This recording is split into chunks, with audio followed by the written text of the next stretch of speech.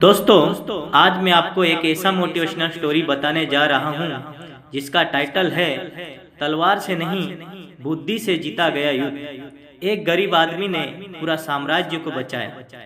तो दोस्तों चलो कहानी की शुरुआत करते हैं। बहुत प्राचीन समय की बात है। दो राजाओं के बीच भयानक युद्ध छिड़ा हुआ था। एक राजा धर्मराज था, न्यायप्रिय, दयालु और अपनी प्रजा को परिवार की तरह मानने वाला। दूसरा राजा था क्रूर, जो लालच और घमंड में अंधा होकर पूरे विश्व को जीतने निकला था। क्रूर राजा की विशाल सेना धर्मराज के छोटे से साम्राज्य की ओर बढ़ रही थी। धर्मराज चिंतित था। उनके सेनापति और गृह मंत्री युद्ध की तैयारी में लगे थे, लेकिन सामने वाली सेना बहुत शक्तिशाली थी।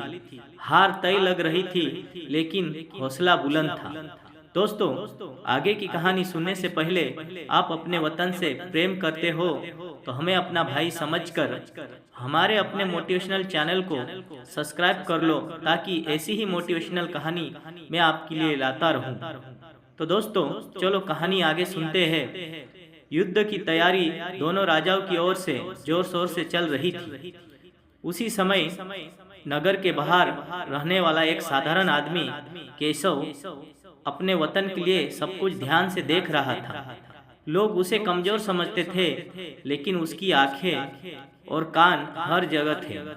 केशव भिखारी बनकर क्रूर राजा की सेना में रोज घूमता, सैनिकों से बात करता और उनकी बातें और गुप्त योजनाएं समझ लेता।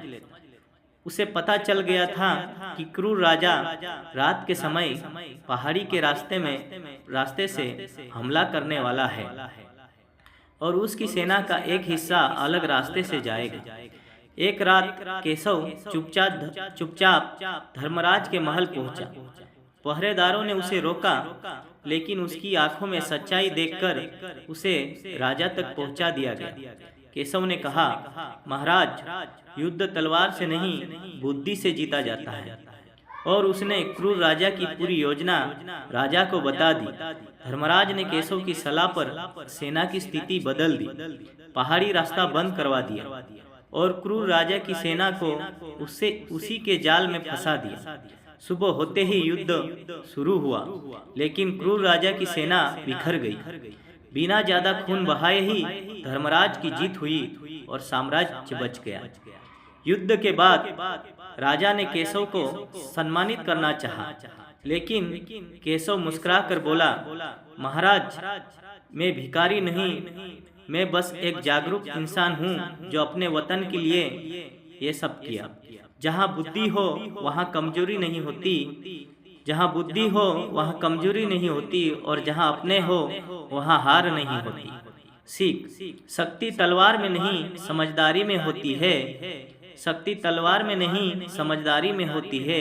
जो आदमी सोच समझकर काम करता है वो आदमी अपने काम में सफल होता है।